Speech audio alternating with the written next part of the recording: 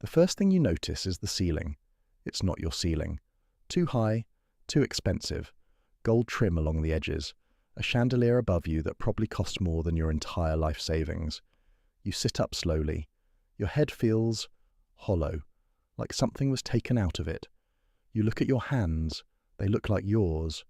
But everything else, the silk sheets, the leather headboard, the sound of rain hitting floor-to-ceiling windows, none of it feels real. Then the door opens. A man in a black suit steps in, big, calm, eyes that have seen things. He doesn't flinch when he sees you awake. He just nods. Boss, you're up. You stare at him. He waits. You get out of bed. Your legs feel fine. Your body feels fine.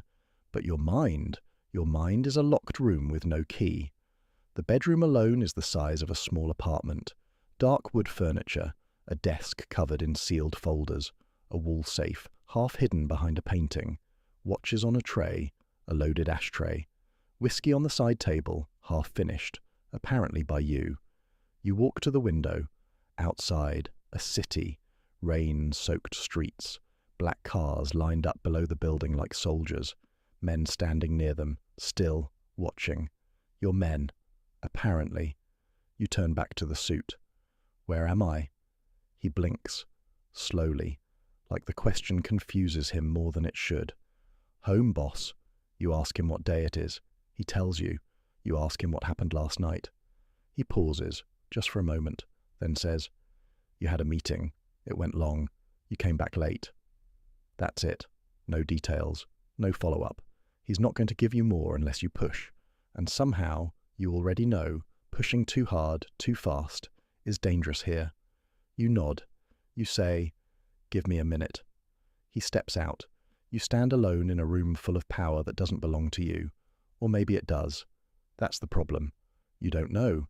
You find the bathroom, marble floors, double sinks, the kind of bathroom you'd see in a magazine and think nobody actually lives like this. You look in the mirror.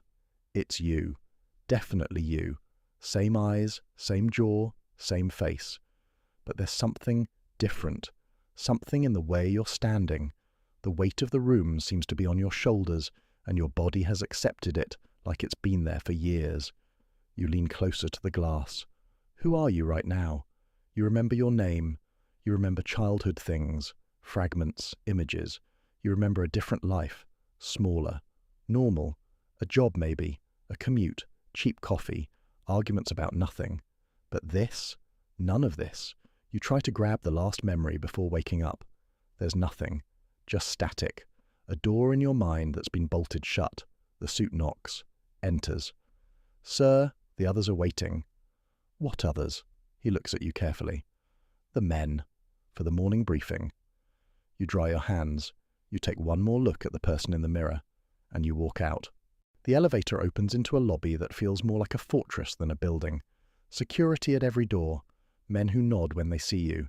Women at desks who go quiet. Outside, the rain has stopped. 2 black SUVs wait. A man opens the door for you before you even reach it.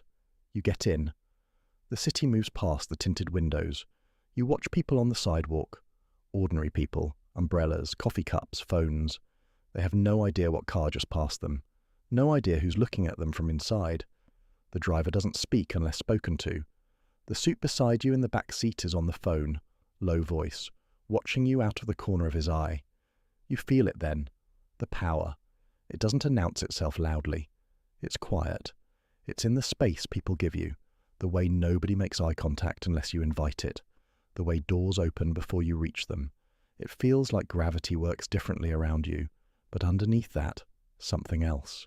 A cold feeling, like standing on ice that looks solid but you're not sure how deep the water is. Something dark is happening here. You can feel it without knowing what it is. They take you to a building on the edge of the city. Industrial, quiet neighborhood. The kind of place that doesn't exist on maps. Inside, concrete floors, flickering lights, 2 men standing by a door. The suit stops you. You gave the order last night, boss. They've been waiting for your call. What order? Another pause. Longer this time. The problem, from Tuesday. They open the door. Inside the room, a man is tied to a chair. Wrists bound, head down. breathing, but barely. He looks up when the light hits him. His eyes find yours. Everyone in the room is looking at you, waiting. The silence is a question, and you are the only answer. You understand now. This is what you do. This is what the old you does. And whoever that person is, whatever he built, whatever he decided, whatever line he crossed to get here, right now, in this moment, he is asking you to finish what he started. You say, "Let him go." Silence. "Boss." I said, "Let him go." The men look at each other. The suit takes a breath. Nobody moves for a moment. Then slowly, because you are still the boss, one of them cuts the rope. The man in the chair slumps forward, catches himself, looks up at you like he can't understand what just happened. You turn and walk out. Behind you, you can feel everything shifting. The air changes. You've just broken a rule nobody wrote down, but everybody knew. You showed weakness, or mercy. In this world, they're the same thing. In the car on the way back, nobody speaks. The suit stares out the window. Something has changed between you and every person in that building. They followed you because of who you were, and that person just did something they didn't recognize. Back in the building, the silence is different. People still move when you walk in, still nod, but something is missing from their eyes. The fear is quieter, the respect more cautious. Phone calls happen in rooms you're not in. Conversations stop when you enter. You sit alone in the large office. The desk is covered in things you don't understand. Names, numbers, maps with circles drawn on them. A city divided into invisible territories.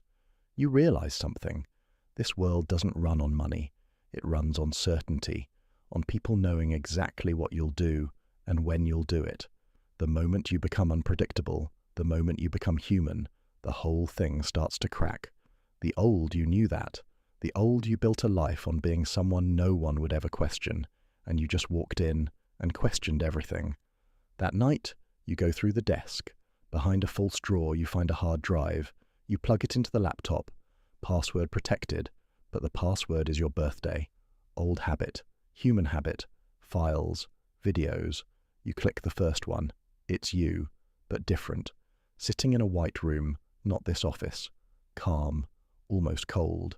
You're talking to someone off camera. The conditioning is complete. Memory suppression is holding. We're ready to begin the observation phase. Then your own voice. Good. Begin the process. Then a label appears on screen.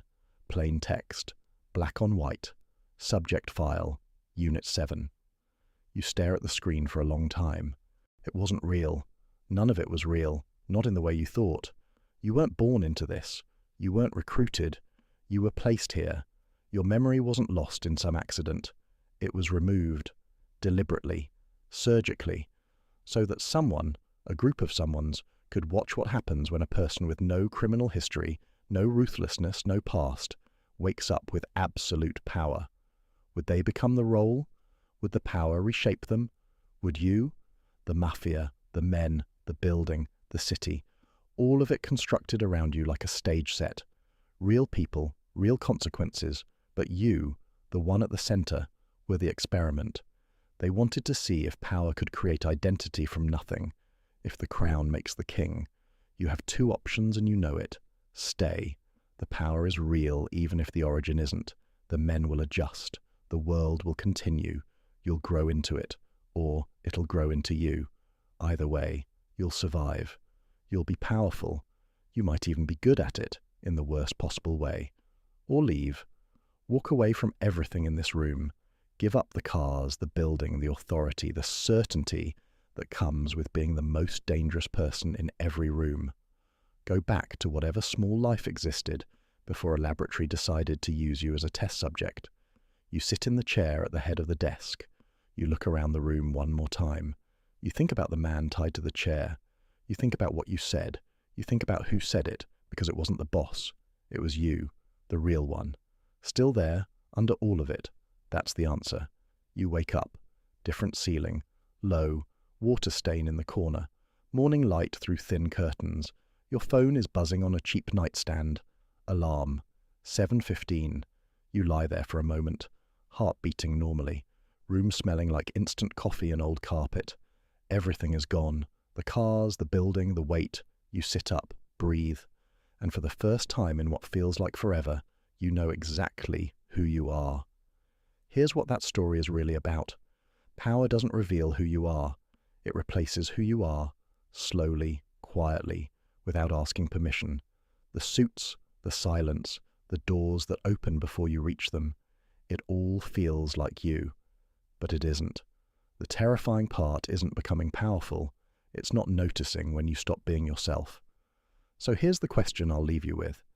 If you woke up with everything tomorrow, money, power, control, how long before you forgot what you were before you had it? Think about that.